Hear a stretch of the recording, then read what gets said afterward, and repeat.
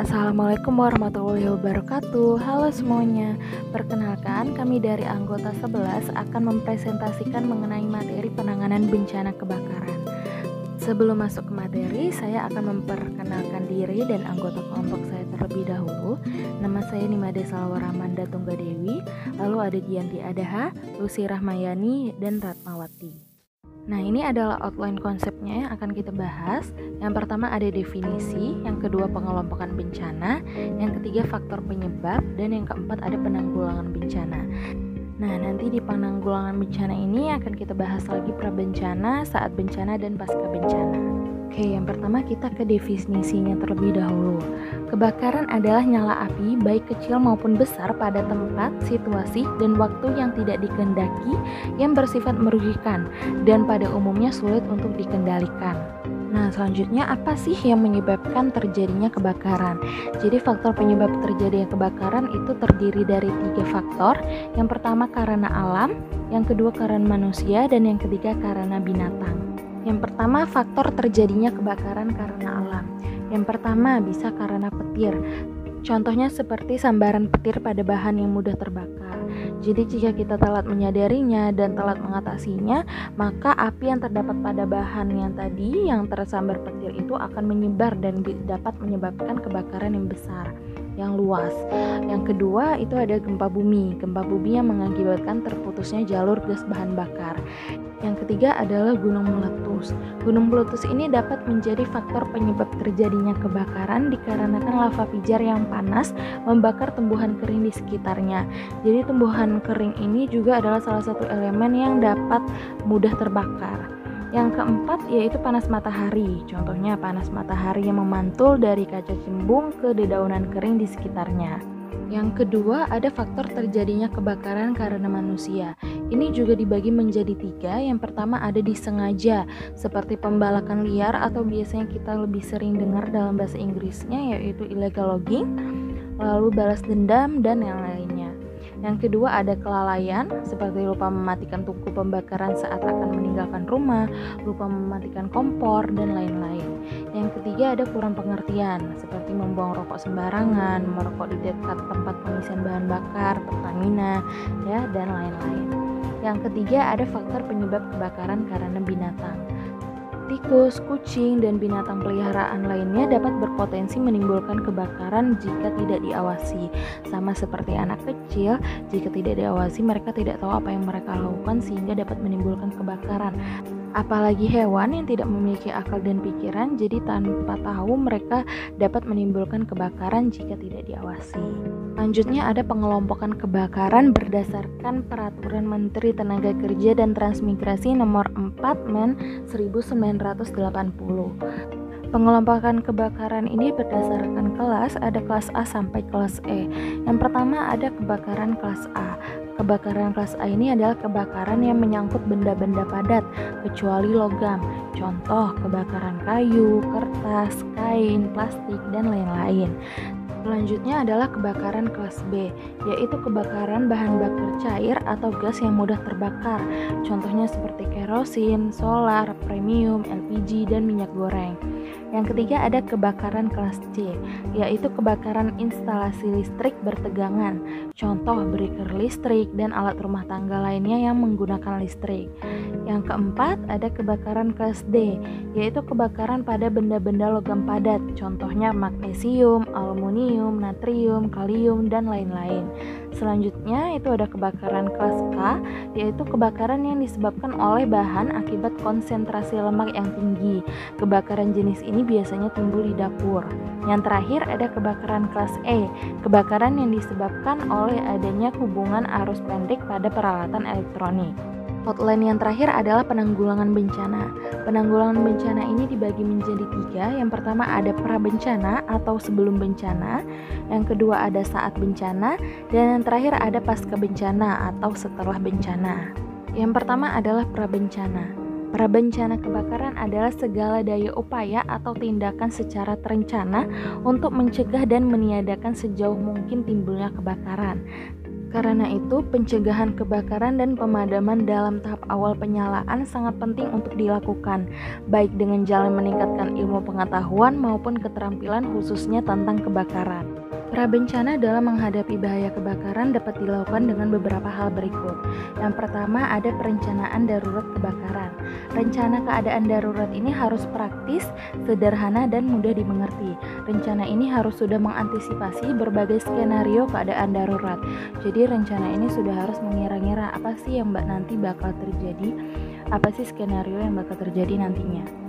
Yang kedua adalah organisasi atau unit penanggulangan kebakaran.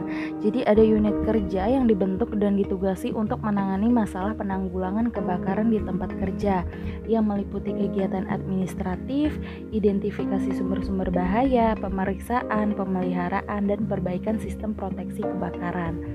Nah, yang ketiga ada jalur atau tempat evakuasi. Di jalan-jalan penyelamatan atau jalur evakuasi ini harus dipelihara bersih, tidak terhalang oleh barang-barang, mudah terlihat dan diberi tanda-tanda yang jelas. Jadi pastinya jalur evakuasi ini harus bersih supaya nanti saat mengevakuasi itu tidak terhalang oleh barang-barang yang berserakan. Karena mengevakuasi ini harus cepat untuk menghindari adanya korban jiwa. Yang keempat adalah fasilitas dan peralatan dalam kebakaran. Jadi fasilitas dan peralatan ini dibutuhkan untuk mempermudah mengevakuasi saat terjadinya bencana kebakaran dan agar tidak terjadi bahaya dalam kebakaran. Fasilitas dan peralatan yang disiapkan adalah sarana komunikasi, alat pelindung diri, peralatan pemadam kebakaran, peralatan medis, dan alat transportasi. Yang kelima, yang terakhir adalah pembinaan dan pelatihan. Petugas pemadam kebakaran ini tidak dipilih atas dasar pengalaman semata-mata, melainkan dibentuk dan dibina melalui program latihan yang meliputi pendidikan teori dan juga latihan jasmani. Dalam latihan ini harus ditekankan bahwa cara yang tepat dan dilaksanakan secara benar adalah cara yang teraman dan paling efisien. Baik, selanjutnya adalah penanggulangan saat bencana. Untuk mengurangi dampak dari peristiwa terjadinya kebakaran, dibutuhkan mekanisme penanganan atau penanggulangan kebakaran. Nah, ini dibagi dalam beberapa poin penting. Yang pertama ada sistem tanda kebakaran dalam perusahaan.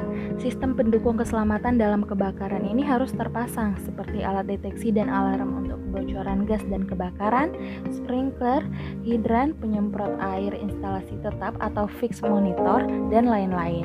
Media pemadaman kebakaran harus disesuaikan dengan klasifikasi kebakaran yang dapat terjadi di suatu area. Kedua adalah pemadaman api. Pemadaman api di sini juga dibagi berdasarkan kelas api. Yang pertama ada api kelas A. Api ini yang berasal dari bahan-bahan yang mudah terbakar seperti kayu, pakaian, kertas, dan bahan-bahan yang dipakai. Memadamkan api kelas A ini paling efektif menggunakan air atau plastik jika jauh dari sumber listrik. Yang kedua adalah api kelas B. Api kelas ini berasal dari cairan yang mudah terbakar seperti petrol, minyak tanah, minyak pelumas, cat, thinner, alkohol maupun bensin. Cara memadamkan api kelas B ini paling baik dan efektif dengan cara menggunakan alat pemadam CO2 atau dengan penekanan api untuk mengeluarkan oksigen. Dan perlu diperhatikan juga untuk api kelas B ini jangan memadamkan api dengan air karena dapat menyebabkan cairan yang terbakar tadi itu menyebar sehingga area kebakaran juga dapat meluas. Yang ketiga yaitu api kelas C. Api kelas C ini berasal dari kebakaran yang ditimbulkan oleh peralatan listrik seperti motor listrik, generator, kabel-kabel, saklar, dan peralatan elektronik.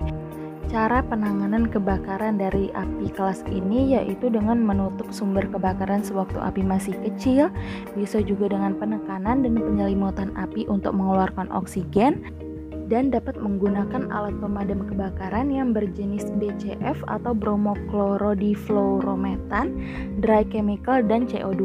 Penanggulangan saat bencana yang ketiga yaitu evakuasi korban dan lokalisir tempat.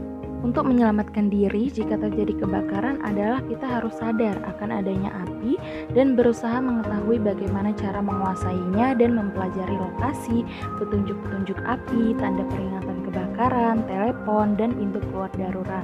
Ketika api sudah berkobar lebih besar, hendaknya kita putuskan arus listrik untuk menyelamatkan diri agar proses evakuasi korban kebakaran dapat lebih efektif. Yang keempat yaitu pengendalian untuk membatasi kerusakan sebagai akibat dan tindakan pemadamannya. Untuk mengurangi peledakan dan untuk memadamkan kebakaran, maka pengurus perusahaan wajib membina K3 penanggulangan kebakaran sebagai bentuk upaya pengendalian penyebaran asap, gas, dan suhu yang merupakan efek dari kebakaran. Hal ini telah tercantum pada peraturan dan standar teknis K3 penanggulangan kebakaran. Terakhir, yang kelima yaitu hubungi petugas kebakaran. Panggil pemadam kebakaran apabila masih sempat, pasang nomor penting dekat telepon atau program telepon untuk nomor-nomor penting. Ingat bahwa mereka tidak akan datang dalam waktu singkat. Kemungkinan api telah berkobar lebih besar. Jadi jika masih sempat, kita bisa menghubungi petugas pemadam kebakaran, dan saat pemadam kebakaran itu masih dalam perjalanan, kita dapat melakukan hal-hal yang tadi sudah dijelaskan sebelumnya untuk menyelamatkan diri dan juga kerabat atau keluarga kita. Penanggulangan yang terakhir yaitu adalah pasca bencana. Jadi apa sih hal yang harus dilakukan setelah bencana kebakaran ini terjadi? Nah, yang pertama, temukan tempat tinggal sementara yang aman dan nyaman. Jadi setelah bencana kebakaran terjadi, kita bisa tinggal untuk sementara di rumah kerabat terdekat atau keluarga yang tinggal di satu wilayah. Atau jika tidak ada, kalian bisa menelepon agen bantuan bencana lokal di sekitar rumah atau Pemda setempat. Yang kedua, hubungi agen asuransi. Jika memiliki asuransi rumah, segera hubungi mereka untuk mengajukan klaim atas musibah kebakaran rumah. Yang ketiga, hubungi pihak kepolisian setempat. Setelah bencana kebakaran terjadi, sebaiknya secepatnya melapor ke polisi. Jadi polisi akan bertindak cepat untuk memberikan keamanan ekstra di rumah yang telah terjadi kebakaran. Selanjutnya yaitu rencanakan keuangan Anda untuk kedepannya. Dikarenakan banyak barang yang hangus, kedepannya kalian akan memperbaiki satu persatu.